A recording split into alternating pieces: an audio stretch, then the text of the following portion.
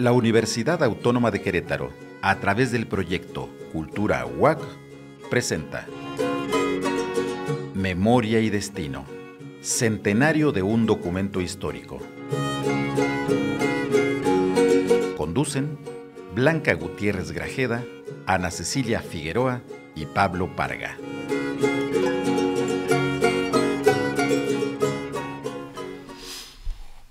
Bienvenidos a Memoria y Destino, centenario de un documento histórico. Hoy vamos a abordar un tema fundamental para la Constitución de 1917, fundamental porque recordemos que la Constitución del 17 se caracteriza por ser la primera en haber incluido los derechos sociales en el mundo. En este sentido, uno de esos derechos es el de los obreros, el de los trabajadores mexicanos, demandas que se plasmaron en el artículo 123 constitucional. Y para hablar de esta temática nos acompaña el doctor Lara Obando, Juan José Lara Obando, profesor investigador de la Facultad de Ciencias Políticas y Sociales de nuestra universidad, y quien es especialista en el tema, pues lo ha abordado en diferentes obras colectivas, y quien es autor del libro Lucha Obrera y Sindical en la Fábrica Textil del Hércules en Querétaro. Maestro, ¿qué tal? Muchas gracias por acompañarnos. Gracias a ti por invitarme y esperemos que sea un programa interesante. Pues, maestro, los orígenes. No se entiende la lucha obrera en México, primero sin la explotación y las condiciones infrahumanas en las que trabajaban los obreros en el porfiriato, en un sistema económico y político que privilegió el capital extranjero, que privilegió, pues eso, los intereses externos, y en este sentido tenemos trabajadores que estaban en labores más de 12 horas, no había un salario mínimo establecido, no había un día de descanso, las condiciones en general eran muy malas. ¿Cómo esta inconformidad se convierte en el caldo de cultivo, primero de la revolución y después cómo se plasma en la Constitución del 17, es decir, cuáles son estas condiciones y cómo surgen esta defensa de los trabajadores? Muy bien. Bueno, primero, esto nos lleva al derecho al trabajo. En realidad, tal como está planteado en la Constitución mexicana, es el derecho al trabajo y es parte está integrado en el artículo 123 constitucional. Sin embargo, tú lo referiste como los obreros. ¿Sí? Cierto, el derecho al trabajo surge propiamente en la era del capitalismo. El derecho al trabajo es una cuestión reciente, es una cuestión moderna, ¿sí? Y quienes fundamentan, quienes luchan por el trabajo, ¿sí?, en esta época, pues son los obreros, por eso nos remitimos a ellos. ¿Sí? En México es igual, ¿sí? Quienes luchan por tener un derecho, ¿sí?, a vivir a través del trabajo son los obreros. ¿Sí? Esta lucha por el trabajo en realidad es una lucha muy reciente. ¿Sí? No hay manifestaciones de lucha del trabajo en México si no es a partir de la época de la década de los años 60. Sin embargo, en los años 60 México está en guerras. ¿Sí? Está la guerra, o acaba de pasar la guerra de Reforma, y viene del siglo XIX, sí, y viene la invasión francesa con el Imperio Napoleónico. Así que en realidad la cuestión de la lucha obrera pasa a un segundo término. Ya existe en ese momento, es prácticamente las primeras huelgas, las primeras manifestaciones en los centros obreros que existen en México se dan más o menos en esos años, ¿sí?, iniciando la década de los 60 del siglo XIX. Estamos hablando de 1861-62. ¿Sí? A México unos años antes, ¿sí?, a fines de la década anterior, un par de años antes, hacia el 58-59, llega un socialista europeo, griego, ¿sí? Formado en París, radicado en Bélgica, le toca toda esta cuestión de discusión de las internacionales obreras, ¿sí? Aunque él llega prácticamente previo a la internacional, ¿sí? Plotino Rodacanati se llama, él es el introductor, ¿sí? De la instrucción socialista en México, ¿sí? Él establece una escuela en México, en Chalco, en el Estado de México, una escuela de formación socialista de educación para obreros que se llama La Social, ¿sí? Y ahí se forman los primeros socialistas mexicanos, Francisco Salacosta, Hermenegildo Villavicencio, Julio Chávez López, entre otros, ¿sí?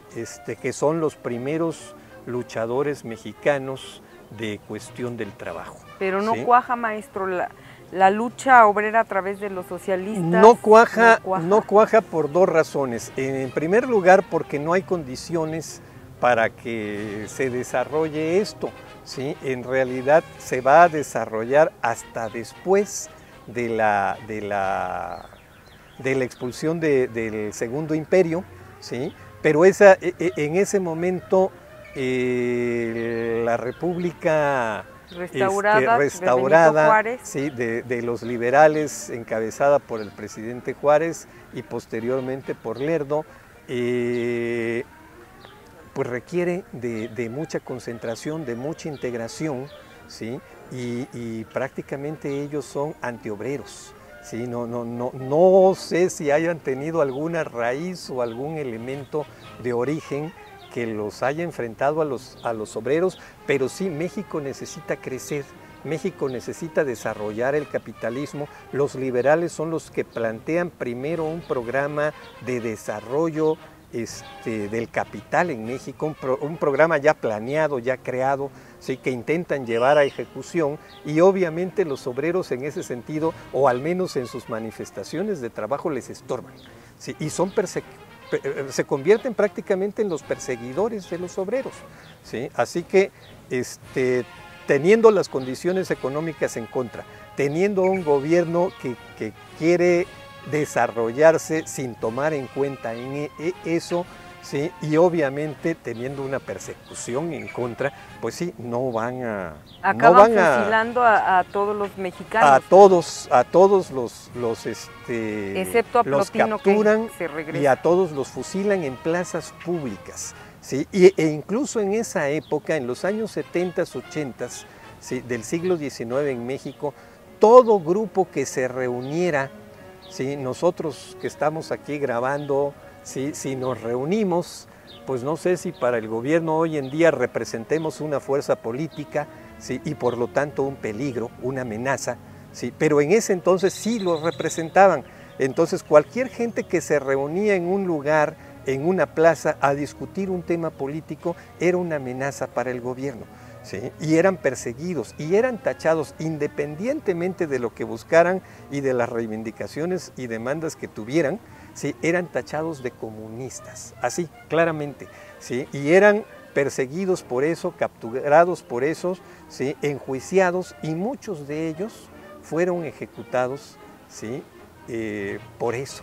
De ahí la importancia, maestro, en el artículo 123 constitucional del 17, de establecer el derecho a reunirse y a ser sindicalizado, desde ¿no? A luego, establecer sindicatos luego, para sí, defender los derechos de los trabajadores. Sí, claro. Entonces no tuvimos, dado eso, pues no hay propiamente un crecimiento, ¿sí? De las manifestaciones de trabajo en México posterior a esa época, ¿sí? Pero tampoco, desafortunadamente, los liberales de esa época logran desarrollar el capitalismo en el país. No tienen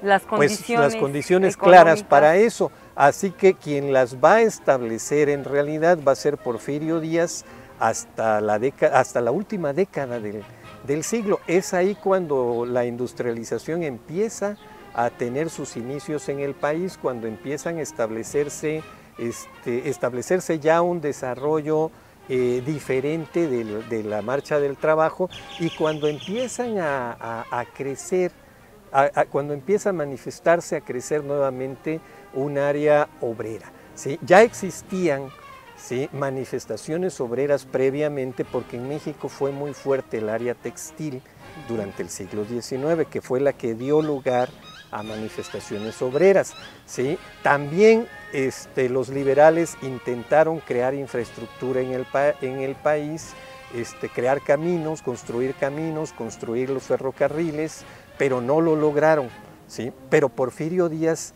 persiste en esa idea, logra hacerlo, entonces ya tenemos trabajadores de construcción, ya tenemos trabajadores ferroviarios, ¿sí?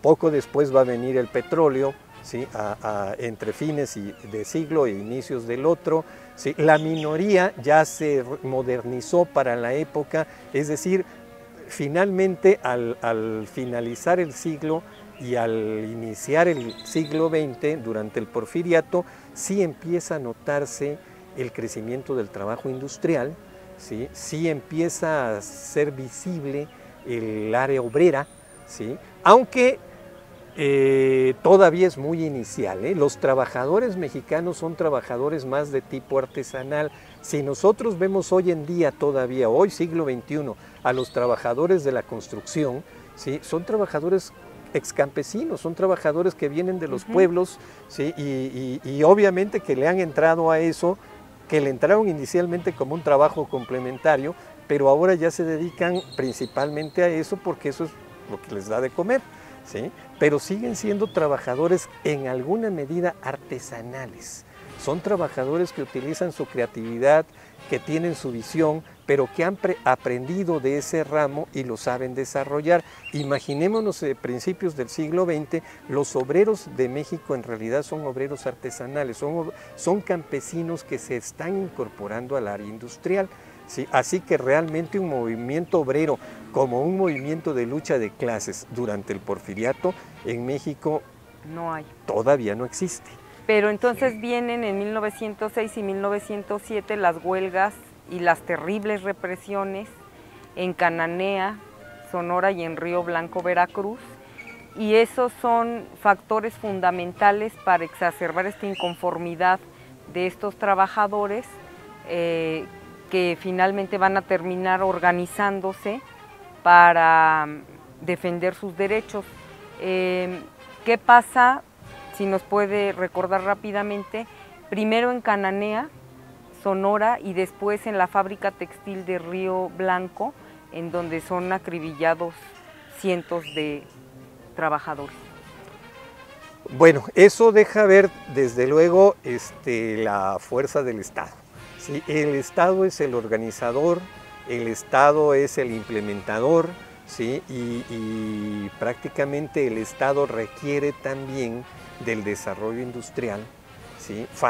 Da todas las facilidades a los inversionistas, a los empresarios para la generación de plantas industriales, ¿sí? Y va a ser el Estado quien entra a la defensa de los empresarios. Sin embargo, el mismo Estado va a intentar abrir una veta, ¿sí? Abrir una línea donde puedan empezarse a discutir esos elementos. En el Porfiriato hay muchas huelgas, ¿eh? Desde 1905 aproximadamente en adelante, ¿sí? Empieza a haber muchas huelgas en distintos lugares, ¿sí? No en balde existe el Grupo Regeneración, ¿sí?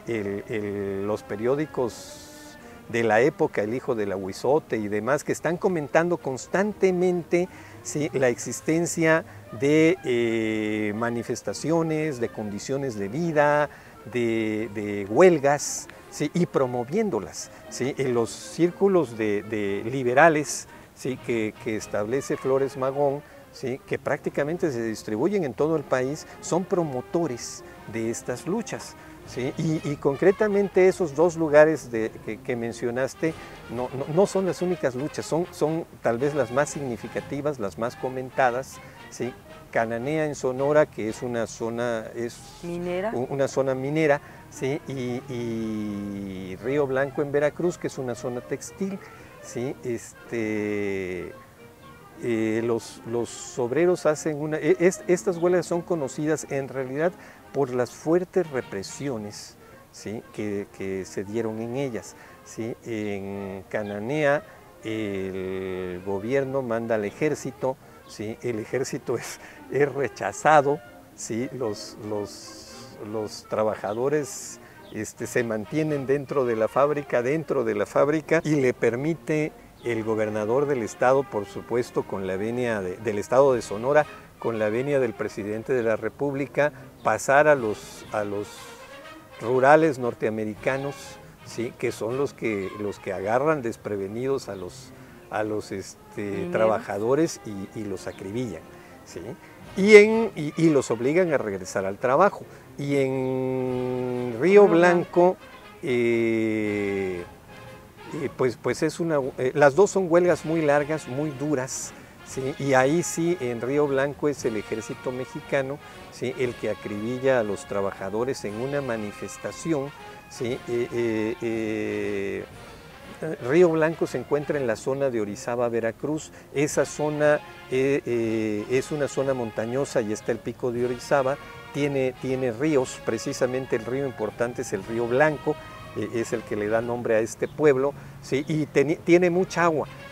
Y una de las condiciones de la industria es tener agua. Entonces ahí se establecen muchas fábricas textiles, todas o principalmente, ¿sí? Y desarrollan, se desarrolla en esa zona todo un centro industrial, ¿sí? Entonces Río Blanco es un pueblo industrial, pero Santa Rosa es otro pueblo, Nogales es otro pueblo, Ciudad Mendoza es otro pueblo, Orizaba es otro pueblo. Entonces en realidad estamos en un complejo textil, ¿sí? La represión sobre los trabajadores es de una manifestación que hacen del pueblo de Santa Rosa a Río Blanco, precisamente, si antes de llegar a la fábrica los acribillan, los está esperando el ejército, ¿sí? Y les dispara directamente a la manifestación, lo que hizo un símil a una manifestación que acababa de producirse, no en México, en el mundo, pero había dado la vuelta al mundo,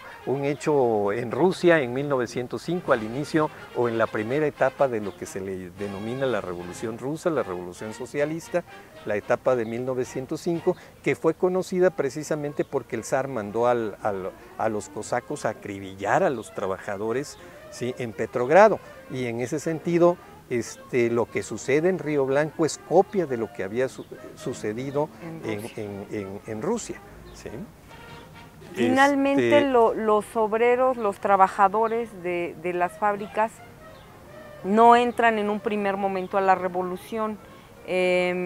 Su incursión tiene que ver con que el primer jefe del ejército constitucionalista, Venustiano Carranza, se da cuenta que necesita un respaldo popular, social, y entonces los incorpora, y de esa forma se establece una terrible lucha fratricida en la guerra civil que tiene lugar entre campesinos que matan a obreros u obreros que componen los batallones rojos que matan campesinos. Sí.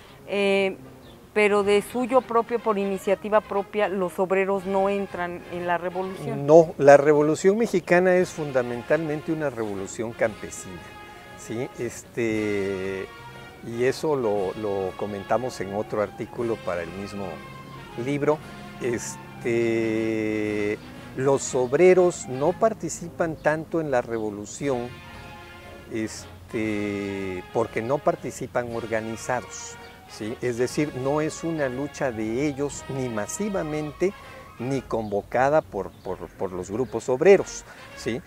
Por supuesto, en todos los ejércitos uno encuentra que hay obreros, ¿sí? Pero son obreros que por alguna razón asisten y se incorporan, en este caso, o al ejército campesino o al ejército constitucionalista o al ejército federal, no sé, pero participan a nivel individual porque las circunstancias los debe haber llevado a ello.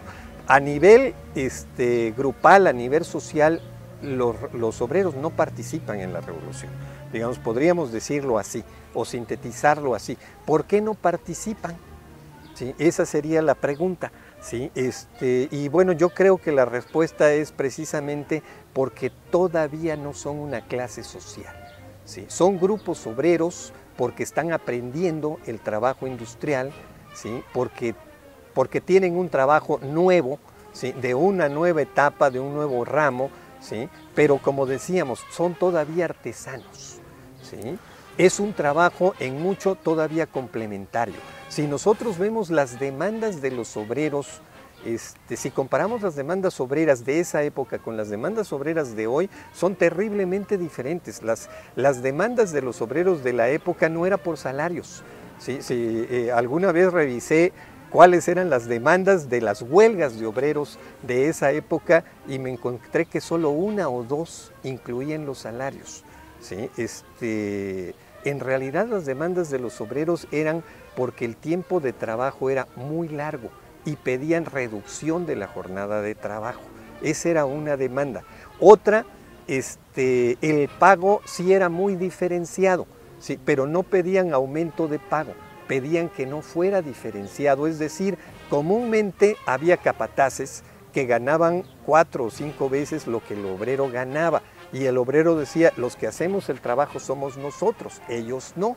Entonces ellos no querían, ¿sí?, que hubiera un desbalance tan grande, o pedían que el otro ganara menos y ellos ganaran más, es decir, que lo que les redujeran a ellos, se los aumentaran a ellos, pero propiamente no pedían un aumento salarial. Eso fue muy poco visto, ¿sí? Y pedían otro tipo de demandas, como por ejemplo tener médico cuando lo requerían, se enfermaban y no tenían a quién ver, ¿sí? O se les moría a alguien, ¿sí?, y no tenían cómo enterrarlo. Entonces lo que pedían era pues tener dinero para un entierro, ¿sí? Cosas así. Esas eran las demandas de los trabajadores. Si lo vemos, son demandas sí ligadas al trabajo o derivadas del trabajo, pero no necesariamente son demandas, ¿sí?, de dentro del proceso de trabajo. Entonces, en ese sentido, todavía la consistencia es que todavía no son obreros y por lo mismo no tienen una conciencia de clase, ¿sí?, de clase proletaria. Son los proletarios, en este sentido, los llamados a luchar, a enfrentar al capital, a hacer la revolución, ¿sí? Y todavía no lo tenemos eso en esa época de la revolución. Por lo mismo, los obreros tienen demandas, muchas demandas como estas que decimos, ¿sí?, pero no son demandas que directamente ellos asocien a la revolución, se asocian a la convulsión, a la crisis que la revolución genera.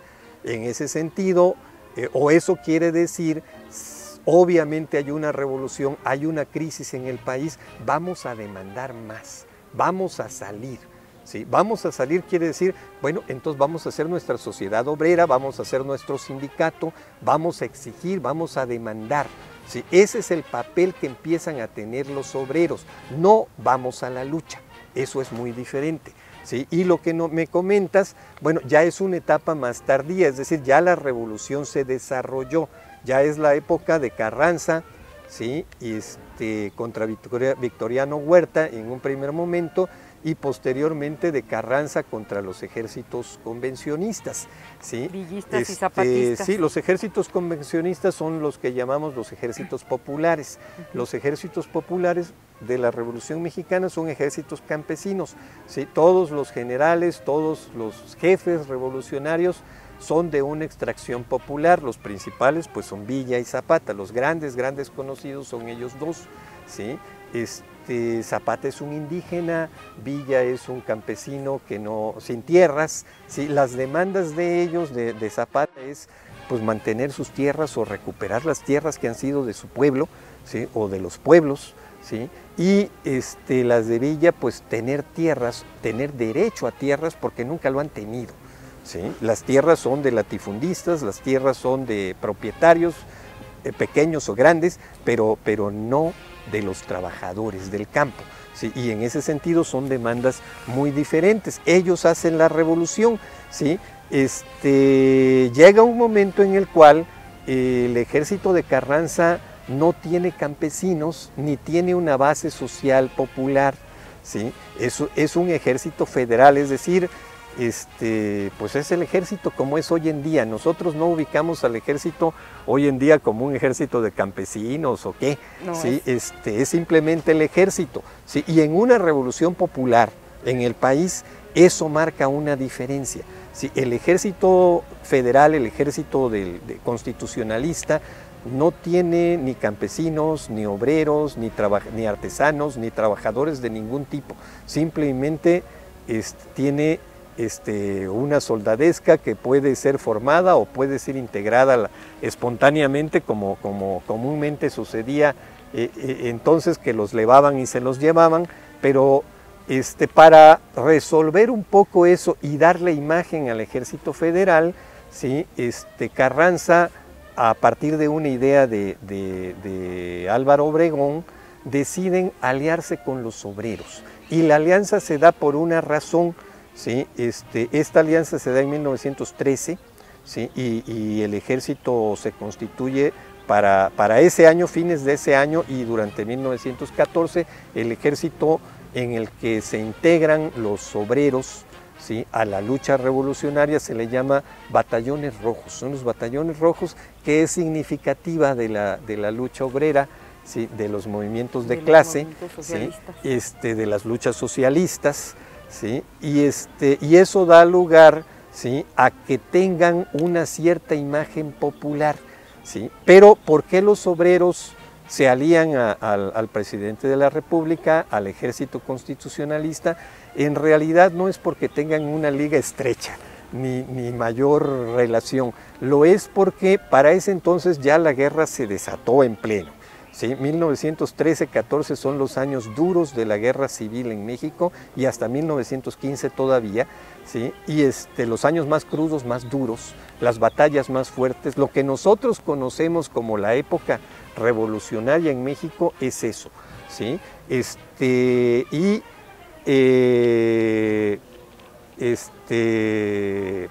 Y por supuesto las fábricas no tienen trabajo, porque dado que hay guerra y dado que en la Revolución Mexicana se toman los ferrocarriles, los ejércitos toman los ferrocarriles para moverse ellos, tanto el ejército federal como los ejércitos populares. Son famosas las imágenes de los revolucionarios encima de los ferrocarriles. Pues no llega gasolina, no llega algodón, no llega lana a las fábricas, porque los trenes los ocupan los ejércitos. Ni alimentos. Ni alimentos, hambruna, por supuesto. Ni medicamentos. Entonces los trabajadores, las fábricas no tienen materias primas, no pueden trabajar, los trabajadores son desempleados, y eso facilita, ¿sí? Que los trabajadores sí puedan ocupar su tiempo para irse a la guerra, porque además el compromiso, ¿sí? Del presidente de la República es pagarle su salario como si estuvieran trabajando.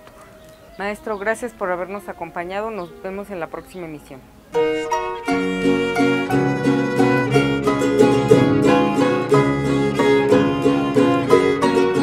La Universidad Autónoma de Querétaro, a través del proyecto Cultura UAC, presentó Memoria y Destino, centenario de un documento histórico.